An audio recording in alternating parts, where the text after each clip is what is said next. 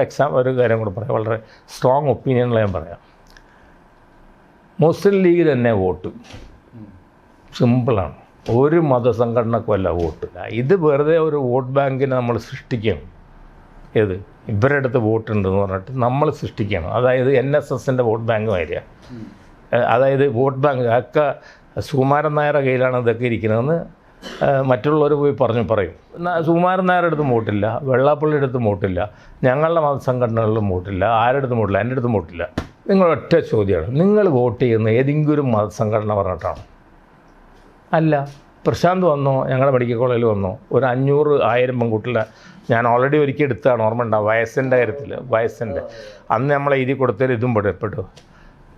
അവരൊന്നും വോട്ട് ചെയ്യുന്നതൊന്നും ഇതിൻ്റെ പേരിലല്ല. ഇത് വെറുതെ ഒരു വോട്ട് ബാങ്കിനെ നമ്മൾ സൃഷ്ടിക്കണം. ഏത് ഇവരുടെ അടുത്ത് വോട്ടുണ്ടെന്ന് പറഞ്ഞിട്ട് നമ്മൾ സൃഷ്ടിക്കണം. അതായത് NSSൻ്റെ വോട്ട് ബാങ്ക് മാതിരിയാണ്. അതായത് വോട്ട് ബാങ്ക് ഒക്കെ സുകുമാരൻ നായരുടെ കയ്യിലാണ് ഇതൊക്കെ ഇരിക്കുന്നതെന്ന് മറ്റുള്ളവർ പോയി പറയും. എന്ത് അപ്പോൾ എന്നിട്ട് അവർ ഇയാളെ മാനിപ്പുലേറ്റ് ചെയ്തിട്ട് ഡൽഹി നായരും ചങ്ങനാശ്ശേരി നായരും ഒക്കെ ആവാൻ വേണ്ടിയിട്ട് ശ്രമിച്ച് കൊണ്ടുവരികയാണ്. സുകുമാരൻ നായരുടെ അടുത്തും വോട്ടില്ല, വെള്ളാപ്പള്ളിയുടെ അടുത്തും വോട്ടില്ല, ഞങ്ങളുടെ മതസംഘടനകളിലും വോട്ടില്ല, ആരുടെ അടുത്തും വോട്ടില്ല, എൻ്റെ അടുത്തും വോട്ടില്ല. വോട്ടില്ല. വളരെ സിമ്പിളാണ്. ആരെങ്കിലും MES ഞാൻ പറഞ്ഞാൽ ഇപ്പോൾ വോട്ടിയുടെ കാര്യത്തിൽ ആരും കേൾക്കില്ല. പിന്നെ എന്തുകൊണ്ടായി മതസംഘടനകൾ ഇത്രയേറെ രാഷ്ട്രീയത്തിൽ ഇടപെടുന്നത്? NSS, SNDP അതായത് ഇത്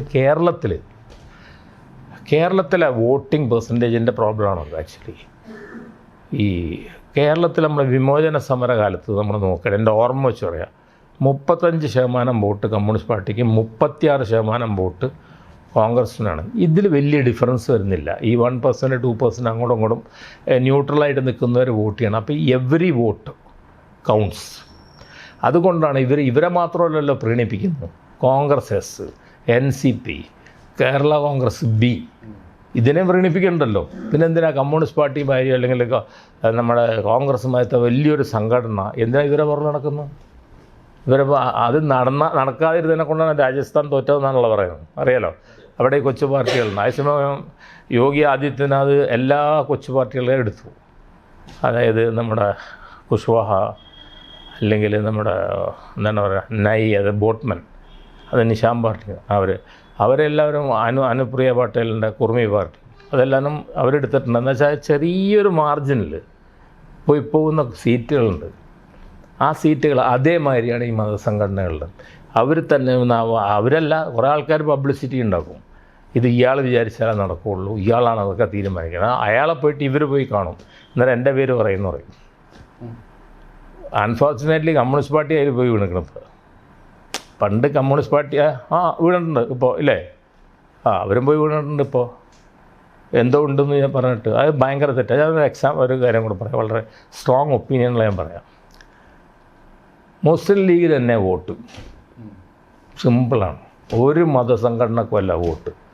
vote is only for Muslim League. ഞങ്ങളുടെ കമ്മ്യൂണിറ്റിയിലെ മേജർ വോട്ട് കിടക്കുന്നത് ഗുരുവായൂരിന് മുകളിൽ. ഗുരുവായൂരിന് താഴത്തോട്ട് വോട്ടില്ല, മനസ്സിലല്ലേ? അത് താഴത്തോട്ട് കമ്മ്യൂണിസ്റ്റും കോൺഗ്രസ്സൊക്കെ തന്നെ വോട്ട്. ഇവർ മതസംഘടനകൾ പറഞ്ഞാൽ അതിനിപ്പോൾ കാണിച്ചു കൊടുത്തില്ല. ഇവർ 2 സമ്മേളനം നടത്തി കാണിച്ചില്ലേ? ഒന്ന് തങ്ങന്മാരും മറ്റേ മുത്തലാഖിൻ്റെ, 2 ഇപ്പം നടന്ന പാലസ്തീനിൽ. അതിൽ ഇവർ നിറയെ പെണ്ണുങ്ങളെ കൊണ്ടുവന്നില്ലേ? എത്രയാ പെണ്ണുങ്ങളെ കൊണ്ടുവന്നവർ? അത് ലീഗ് ചരിത്രത്തിൽ ഇല്ലാത്തൊരു കാര്യമാണ്.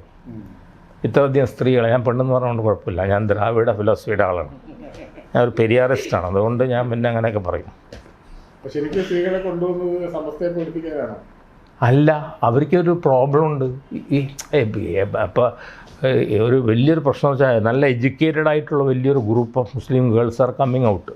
അവരുടെ അടുത്തോട്ട് റീച്ച് ഔട്ട് ചെയ്തിട്ടില്ലെങ്കിൽ they will go for Communist Party or Congress പാർട്ടിയിലോട്ട് അവർ പോവും. അവർക്കും പൊളിറ്റിക്സ് താല്പര്യം ഉണ്ടാവുമല്ലോ, അപ്പോൾ അവർ പോവും. അതുകൊണ്ട് ഇപ്പോൾ ലീഗ് വളരെ റീച്ച് ഔട്ട് ചെയ്യുന്നുണ്ട്. മുസ്ലിം കമ്മ്യൂണിറ്റിയുടെ കുത്തക ലീഗിന്റെ കയ്യിലാണെന്ന് പറയുന്നു. ഒരു ഏരിയയിൽ മാത്രം. അപ്പോൾ മറുപക്ഷത്ത് നിന്ന് നോക്കുന്നു, BJP പറയുന്നത് മുസ്ലിങ്ങള് ലീഗിന് വോട്ട് ചെയ്യുന്നു. തെറ്റല്ലേ? സെഗ്രിഗേഷൻ അവിടെ കൊണ്ടുവരുന്നു. അപ്പോൾ കമ്മ്യൂണിറ്റിയെ സംബന്ധിച്ച് നല്ലത് മുസ്ലിം കമ്മ്യൂണിറ്റി കോൺഗ്രസിനോ അല്ലെങ്കിൽ ലെഫ്റ്റിനോ ആയിട്ട് ഡിവൈഡഡ് ആകുന്നതല്ലേ ഒരു കമ്മ്യൂണിറ്റി? അതിൻ്റെ ഹിസ്റ്റോറിക്കൽ ബാക്ക്ഗ്രൗണ്ട് ഉണ്ട്. അതായത് ഈ ആൾക്കാർ ദേവർ ഇൻ മദ്രാസ് പ്രസിഡൻസി, ഇവർ അവർ they were under the British rule there. അപ്പോൾ അവർ മറ്റേ കീഴ്ജാതികളാണ്, OBC-കളാണല്ലോ എപ്പോഴും. അപ്പോൾ അവർ അവിടെ നിന്ന് ഇങ്ങോട്ട് വരരുത്. അവരിവിടെ വന്നു കഴിഞ്ഞപ്പോൾ അവർ ഈ അഡ്ജസ്റ്റ്മെൻറ്റുകൾക്കൊന്നും അവർ ഇതായിട്ടില്ല. അവർ ഓൾറെഡി ഇവിടെ വന്നു. അപ്പോൾ മലബാർ മുസ്ലിമും മാപ്പിള മുസ്ലിമും കൂടെ തമ്മിൽ ഒറിജിനലി ഒരു വ്യത്യാസം വന്നു. ഇപ്പം ഞങ്ങളെല്ലാവരും മലബാർ മുസ്ലിമുകളാണ്. മറ്റേ മാപ്പിള മുസ്ലിമാണ്. മാപ്പിള മുസ്ലിം എന്ന് പറഞ്ഞാൽ മലബാർ പ്രദേശത്തുള്ള മുസ്ലിമുകളെ മാപ്പിള മുസ്ലിം എന്ന് അങ്ങനെ വിളിച്ചിരുന്നു. അവർക്കന്ന് പ്രത്യേക സംവരണം ഉണ്ടായിരുന്നു, മലബാർ സംവരണം, മാപ്പിള സംവരണം. അപ്പോൾ അവർ അന്ന് തൊട്ടിട്ടേ ഈ ഒരു പാർട്ടി, പിന്നെ സ്വത്വരാഷ്ട്രീയം നമ്മൾ അംഗീകരിച്ചിട്ടില്ലേ, ഈ അകാലിദളില്ലേ, അത് ഗുരുദ്വാര അതിൻ്റെ എല്ലാ ആക്ടിവിറ്റിയും നടക്കുന്നത് ഇവിടെ അമൃത്സർ ഗോൾഡൻ ടെമ്പിളിലാണ്, മനസ്സിലായി, ഈ സിഖ് സമുദായത്തിൻ്റെ. അപ്പോൾ കോടതി തന്നെ പറഞ്ഞല്ലോ. ഇപ്പോൾ സുപ്രീം കോടതിയിൽ ഈ വിഷയം വന്നപ്പോൾ ഈ സ്വത്വരാഷ്ട്രീയം എന്ന് പറയുന്നത് ഭാഷയുടെ പേരിൽ ദ്രാവിഡ മുന്നേറ്റ കഴകം, തെലുഗുദേശം, അകാലിദൾ ഇങ്ങനെയൊക്കെയുള്ള പാർട്ടികൾ വന്നല്ലോ. അപ്പോൾ അത് ശരിയാണോ അല്ലേ എന്നുള്ള ക്വസ്റ്റ്യൻ വന്നു. അപ്പോൾ കോടതി പറഞ്ഞു അത് അനുവദിക്കാം എന്ന്. കോടതി ഞാൻ വിചാരിച്ചിരുന്ന അനുവദിക്കൂല എന്ന് പറയുന്നു, പക്ഷേ കോടതി പറഞ്ഞാൽ അനുവദിക്കാമെന്ന് പറഞ്ഞു. പക്ഷെ ഇവിടെ ഒരു കൗണ്ടർ ചോദ്യം വരുന്നത്, ലീഗ് ഒരു സെക്യുലർ പാർട്ടി ആവുകയും BJP ഒരു സോക്കോൾഡ് ഹിന്ദു പാർട്ടി അല്ല. അതിന് കാര്യമുണ്ട്. League is not anti Hindu, BJP is anti Muslim. പിടിയിട്ടില്ലേ? തമ്മിൽ വലിയ ഡിഫറൻസ് ഉണ്ട്. പിടിയിട്ടില്ല. ലീഗിൻ്റെ ലീഗിൻ്റെ ഒരു മീറ്റിംഗ് പോയിട്ട് ഒരു ഹിന്ദു ക്ലബ്ബിൽ സംസാരിക്കാനില്ല, വല്ലതും പറയാറുണ്ടോ? പക്ഷേ എന്നല്ലേ അവിടെ പോകണം. അവർക്ക് ഒന്നാമത് ഇതൊന്നും അറിയുന്നില്ല. എന്തെങ്കിലും പറയാനായിട്ട് എൻ്റെ മാതിരി പറയാനൊന്നും പറ്റില്ല, മനസ്സിലായില്ലേ? അവർക്ക് പറയാനൊന്നും പറയാം, അവർ പഠിച്ചിട്ടുമില്ല, മനസ്സിലായോ? അതുകൊണ്ടൊന്നും പ്രത്യേകിച്ച് വലിയ കാര്യമൊന്നും ഉണ്ടാവില്ല. ഒരു ആശയക്കുഴപ്പമുണ്ടാക്കാൻ പറ്റും, അറിയാലോ. അല്ലാതെ അതുകൊണ്ട് പ്രത്യേകിച്ച് എന്തെങ്കിലും. പക്ഷേ ഒരുപാട് മുസ്ലിമുകൾ CPM-ൽ പോകുന്നുണ്ട് കേട്ടോ, ഉണ്ട്. അത് പോകുന്നുണ്ട്. അത് പോകുന്നതിനുള്ള കാരണം എന്താണെന്ന് വെച്ചാൽ സംഘപരിവാറിനെ എതിർക്കാൻ അവർക്കേ പറ്റുള്ളൂ എന്നുള്ള ഒരു തോന്നലൊന്നും വന്നിട്ട്, അത് ഒരു ഫാക്റ്റാണ്. പിന്നെ മുസ്ലിം ഇഷ്യൂസ് ഡയറക്റ്റ്ലി കൈകാര്യം ചെയ്യുന്നത് ഇവരാണ്. ഇവർ സ്റ്റാൻഡ് എടുക്കും. ഈ ഫൊർഗെറ്റ് അവർ മറ്റുള്ള കാര്യങ്ങൾ ഉണ്ടോ ഇല്ലെന്ന് അറിയാത്ത കാര്യം നമുക്ക് പറയാൻ പറ്റില്ല. കറപ്ഷനൊക്കെ നമുക്ക് വീടുണ്ടോ. നിങ്ങൾ ആദ്യം തൊട്ട് നോക്കുക, ഫെഡറൽ സിസ്റ്റം വേണമെന്ന് ആദ്യം പറഞ്ഞത് അവരാണ്. അന്ന് അവർ പറഞ്ഞത് USSR മോഡൽ വേണമെച്ചാൽ SCD ആണ്. അത് സമ്മതിച്ചു കൊടുത്തില്ല. അതിനുശേഷം നമുക്കറിയാം കാശ്മീരിൽ അവരെന്താ സ്റ്റാൻഡ് എടുത്തത്.